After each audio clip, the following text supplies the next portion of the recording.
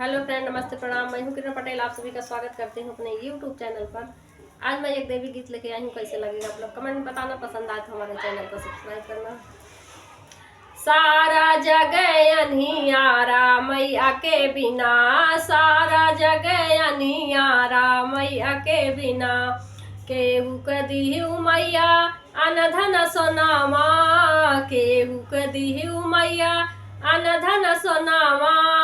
केहू क निर्धन कहायु धन का बिना, केहू क निर्धन कहायु धन का बिना। सारा जग अनियारा मैया के बिना, सारा जग अनियारा मैया के बिना। केहू क दिहु मैया माग भर से नूरा, केहू क दिहु मैया माग भर से नूरा।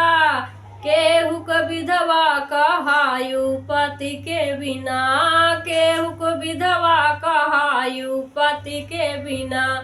सारा जग अनियारा मैया के बिना, सारा जग अनियारा मैया के बिना। केहू क दिहु मैया गोदी में ललनावा, केहू क दिहु मैया गोदी में ललनावा। केहू क बाझिन कहायु लालन के बिना, केहू क बाझिन कहायु लालन के बिना।